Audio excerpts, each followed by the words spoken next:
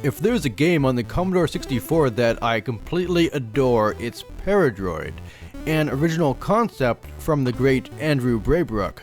This is the Championship Edition, which was bundled with Uridium Plus in a cassette 2-pack.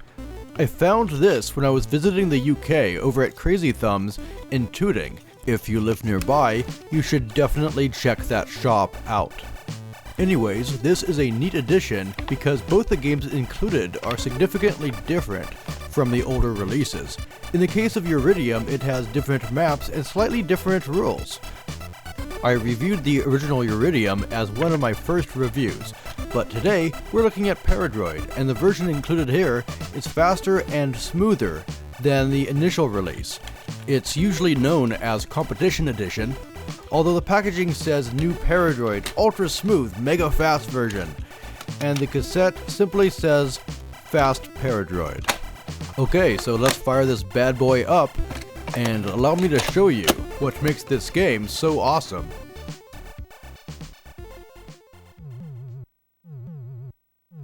Well, we've got an awesome loading screen, that's a good start.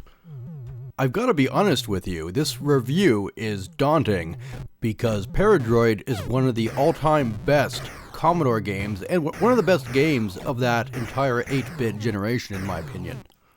It's also a challenging game to talk about because it's so different, but I'll give it a shot. So let's start with the game's premise. So from the manual it says, "It is reported that the droid crew of a galactic space freighter have turned against their masters. A droid influence device has been beamed aboard the freighter and you have been ordered to use it to destroy the mutinous crew. With the influence device you can shoot or ram droids or transfer temporarily to an individual droid and direct its energy and armaments." So yeah, in a nutshell what you do is go from deck to deck, clearing them out by either destroying or hijacking robots. You're kind of like a robot vampire or something, you know, you hijack the robot and you get its life for a little bit and eventually it runs out of juice and you gotta hijack another one. And you accomplish that by playing this mini-game, but I'll get into the details of that later. Now, one thing to keep in mind when you play Paradroid is that the higher level robots use energy faster. And that's why I decided to go into the turbo lift and go to a different deck, even though I haven't cleared out the beginning deck yet, because you want to keep some of those lower level robots alive so that you can transfer into them in case of an emergency. It takes some planning to do well at Paradroid.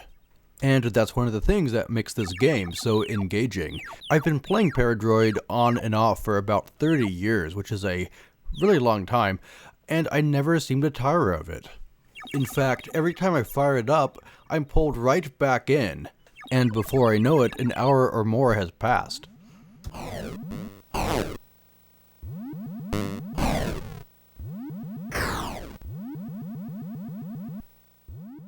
And I love the sound effects, they have so much character. You've got all kinds of cool bleepy robot sounds and they change depending on the environment. Okay, so what exactly do you do in this transfer minigame that you play in order to take over different robots? Okay, so the goal in general is to light up those lights in the middle of the screen, and you do that by firing these probes.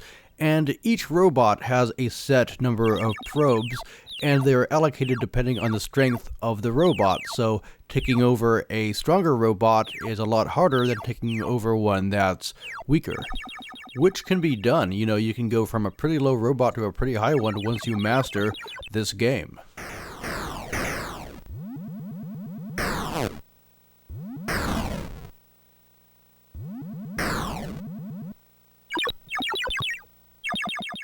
And the first thing you do is you pick a side, and you want to choose the side that looks the most advantageous, because not every circuit is created equal.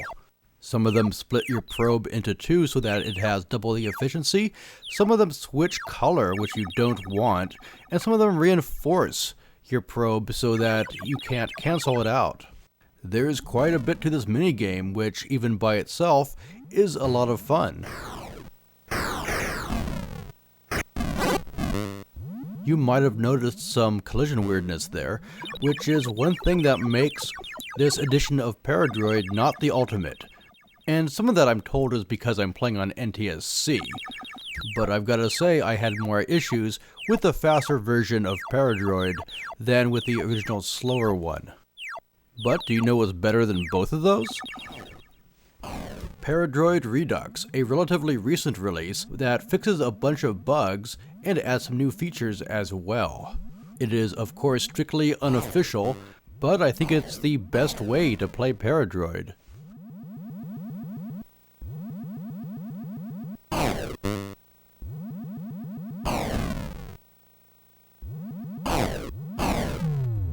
I love that sound effect when you finally wipe out all the robots on the deck and it powers down. In fact, Paradroid is chock full of all kinds of little details. For example, each of the robots has a whole description behind it. I love the care taken with this game. There's even some pretty funny in-jokes to be found. For example, fans of Buck Rogers might recognize this robot. Yeah, Battle Droid my butt. And here's my favorite one, the Servant Robot. This robot is used mainly for serving drinks. A tray is mounted on top of the head. Where can I buy one of those? So yeah, I love this game, but I gotta be real for a second. There are some gameplay issues. For example, there's no energy gauge, and your droid slowly runs out of energy, and the higher level robots run out of energy faster. And while you eventually get a feel for it, I think an energy meter would have gone a long way in helping the player plan. The controls are also a little bit hard to get used to due to the high level of inertia that it has. Your droid is bulbous and kind of bounces around.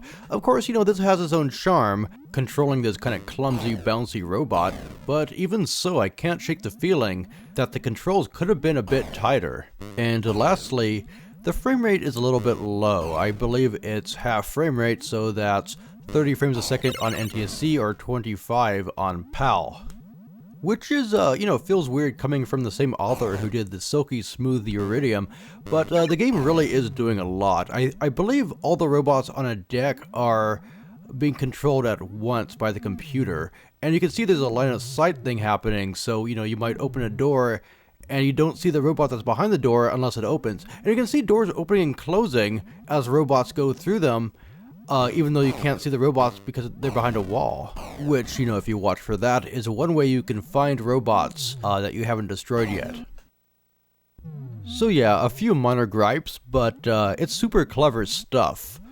I'd guess we haven't really seen the perfect version of Paradroid, the perfect version of this concept. Unless one of the remakes that I haven't played yet really nails it. I haven't tried those yet. Does anyone have any recommendations for those? I know there's been a few of them on, stuff like Linux or Android And there's also Quasitron, which takes the same concept, but I believe it makes it more of a traditional level-by-level kind of game. And that one is 3/4 view, instead of Paradroid straight top-down. But yeah, I haven't played that one. I think that one's for the ZX Spectrum only, if memory serves me right.